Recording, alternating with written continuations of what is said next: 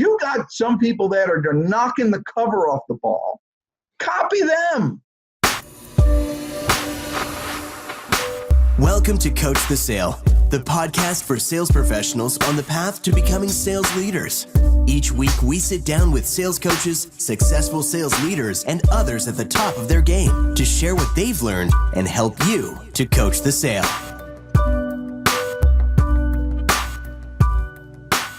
Hi, and welcome to episode number 4 of Coach the Sale. I'm your host, Matt Heyman. Here's an episode I think you're going to enjoy. I'm speaking with Dan Jourdan, the Sales Energizer, and as his name suggests, he's not a guy lacking when it comes to energy or enthusiasm. Dan's focus is on training salespeople on how to grow their pipelines through outbound calling, and you can find out more about Dan at danjourdan.com. In this episode, Dan makes the case that outbound calling is more important than ever in the digital age. He shares what separates an average call from a great call. We discuss how Dan prepares himself for each call he makes, and how can sales leaders get the best out of their teams through coaching, plus a whole lot more. Without further ado, brace yourself, it's Dan Jourdan. Dan Jourdan, welcome to the podcast. Yes, sir. Thanks for having me. I'm all excited about this. It's always fun doing a podcast across the pond. Good. Yeah, well, I'm very excited to have you on. I've watched a couple of interviews and videos and some of the content you've put out, and I think we're in for a treat today. So thanks for joining us. Give us a sense of who you work with. Who would be Sure. sort of some of the clients you might work with. What's your background in terms of who you work with? Well, very good. I come from when I was a boy, I was in a neighborhood that everybody owned their own business. So every dad, actually, I remember I went to my friend Gary Zisman's house, and I'm there playing whatever, and his dad comes up to me and he says, so Danny, how are you going to make a living? What are you going to do?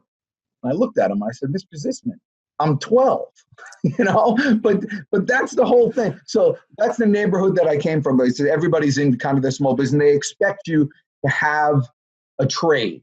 And then once you have a trade, then you can do whatever you want, but you always have something to fall back on. The reason why I'm saying that is because in my business career, I tend to work with people like that.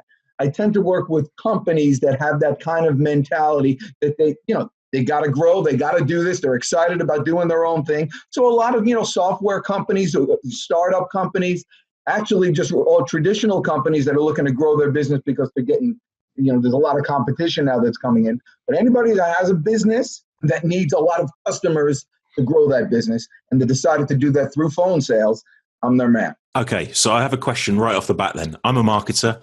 My background is marketing. What place is there for outbound calls or cold calling? There's no place for it, surely.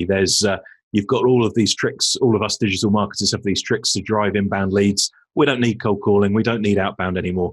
Pitch me on the cold call. Pitch me on the outbound approach. Yeah, no, it's great. I love when people say that, because as soon as they say it doesn't work anymore and there's no place for it, that means that nobody's doing it.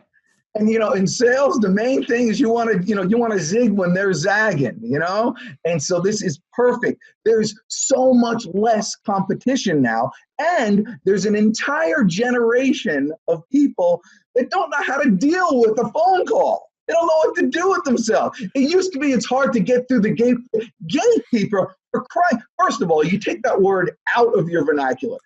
When you picture a gatekeeper, it's like someone, bar the doors and all. If you have that view of somebody there, you're going to act accordingly.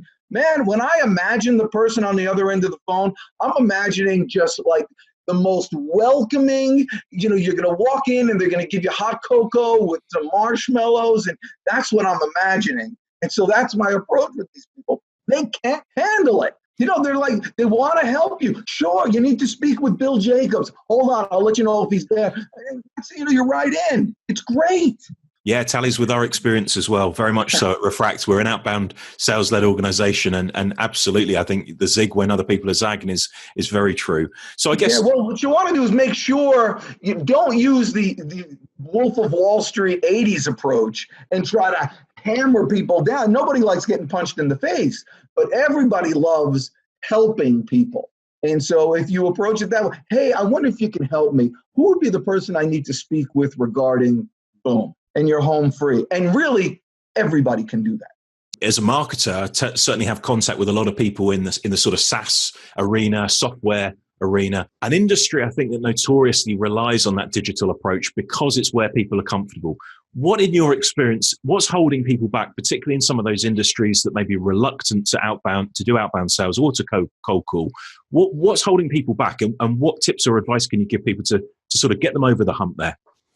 In that industry, the SaaS industry, a cold call probably isn't the most effective way to get someone's interest.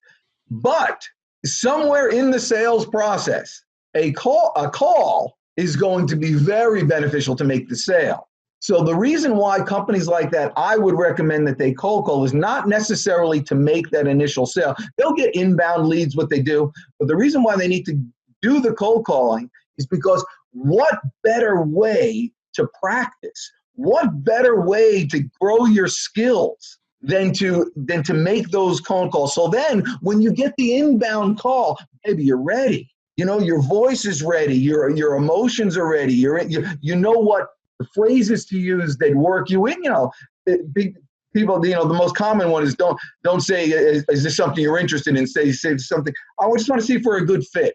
For some reason, a good fit works better than I want to see if this works for you, whatever. And so these words you learn on the cold call, so then when you have the actual sales call, it's just a layup. Yesterday, I was actually on a call yesterday. Someone I had met, and then we were talking, and I went to help him, and I gave him some ideas of what he could do for his business. And then he asked the famous question, "Well, that sounds great. Can you do that for me?" I'm like, "Oh, there's the buying sign." And I actually said to him, part of what I taught him was how to answer objections and how to close at the end of the objection.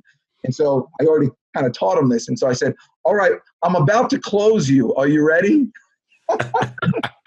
Excellent. It was so good. And he says, "Yeah, what do you got?" And even though he knew what was coming, he couldn't get away from it because he was set up for it. But those types of things you learn on the cold call so you can make the sale much easier. What is it from your perspective then that makes a great call? What is it that separates out great from just average? Oh, I use humor a lot, and I use unabashed honesty, and it's for a cause. So if someone says, "Is this a cold call?" I'll be like, "Yes, this is a cold. This is as cold as it gets. It's freezing." And I do that because, like you smiled, generally I'll get a laugh. And here's something I learned a long time ago. If you can make them laugh, you can make them buy. And so the difference between a good call, an average call, and a great call is the level of which you can build honest, sincere rapport with the person on the other side. They don't need to buy. Some people, it's really, I don't need it. If someone's going to sell me diapers, I got no need for diapers. There's a sales pitch in the world. I don't need diapers. But if you can gain that rapport where they kind of like you, and you say, "You know what? Why don't I grab your email address? We'll stay in touch from time to time. We'll see what happens." That good? And boom, now they're on your email sequence, and boom, boom, boom. They get 5 or 6 emails. Then they get another phone call. Now you're their best friend. And I don't know, I'm getting all excited, but if you build enough rapport, they'll actually be subconsciously looking for business for you. They enjoy when you call them back. They recognize your voice. And so that's a great call when you've said enough into rapport that they'll recognize your voice the next time you get on. How important is preparation? How important is the preparation for the call? Is it something that can be done sort of on the fly, or what does it typically look like for you? What sort of preparation would you advocate people do? Well, for a cold call or for a sales call? I'd say primarily for a cold call. Okay, for a cold call, I'm preparing, but I'm preparing a lot, but I'm preparing myself. I know what I'm going to say. I have my script. I know how to get them started. I know how to get them to nod their head. Isn't that right? You see, I know how to do all that. I'm going to get them going. I know what I'm going to say. I'm preparing myself. And if I have more important calls, if I have a couple of important calls that I know I really want to get, they'll probably be after like the 15th. It takes me about 15 dials before I'm in the zone, before I'm getting going. So that's my preparation. You are clearly a very high energy, high intensity person. Well, How like do you, drugs. It's all about drugs. It's not just, how do actually, you, I don't even drink coffee. how do you deal then with you reach somebody on the phone, maybe you haven't spoken before, you're bringing your energy, your intensity. What do you do and how do you deal with it when the person that's meeting you on the phone just is way off in terms of that energy and enthusiasm? Do you just push through, or how do you calibrate to what's coming back through the phone? I have a good question. That is a good question. Years ago, I had a deli. It was my first business. I was 18 years old. I had this deli, and I'm high energy, like you say. And one guy came in very early on, and he said, Deej, he called me Deej. He goes, Deej, hey, listen, you're a nice guy. I like you. I hope you do well. He goes, you drive me freaking crazy in the morning. He goes, I can't come in here. You know, you're too. It's not. And so I calmed myself down, and I stopped, and I slowed down. And so my dad comes to me, a little French Jewish man. And he says, Danny, qu'est-ce que tu fais? What do you do? Where's my son? Basically. And so I told him the story. And my dad gave me a little advice, and I'll give it to you. He said, Danny, your friends, your customers, and your employees will become a reflection of yourself. He goes, be yourself. Otherwise, you'll wind up at 50 years old surrounded by a bunch of people you don't like and don't like you, and that's no way to live. And that was his way of saying, if someone, doesn't like you, or if you're not compatible with that person, who cares? Move on. It's not about, not for everybody. And I'm not the type of person with cold call. I don't take a rifle approach. I don't find somebody perfect and say, oh, that's the guy. I do have there's different methods for that. But for cold calling, I take a shotgun approach. Give me a list of 1,000 names. If 900 of them hate my guts, I don't care. I got 100 new clients. Now, so I'm not don't have this energy. If this isn't you, then don't be you. But be your best when you're on the phone. I know if you've ever seen tennis players, they go crazy. I'm going here, I'm going here, I'm going here. But in between points, they're slow, and they bounce the ball, and they putz around, and who knows what they're doing. But when they're in the game, they're their best. So, after this call, I can go to sleep. You don't know, what I'm doing. But when I'm on, baby, I'm on. So I'm telling you, be your best. It doesn't have to have that energy. People will respond to the people that hate me will like you, and vice versa. I think that's really, really sensible advice, especially as a Brit in the UK. We have maybe slightly, there's cultural differences and what have you. I think, like you say, be yourself, identify your own approach, and just bring it. I have this thing I call the 5 I train all my people with the 5 fundamentals of sales that I've created. Number one is honesty. You just got to be honest, and that means honest with yourself, with your personality, and it'll mesh. It'll work really well. This from Refract. There's certain things. There's an art and there's a science, but one of the science parts is the amount of time where the prospect is speaking and the salesperson is speaking, and you want to have the prospect be speaking more. That's something obviously you can measure with Refract, which is awesome. But I have people that come to me who are salespeople, but they're introverts, and I'm jealous. I mean, look at me. I can't stop talking.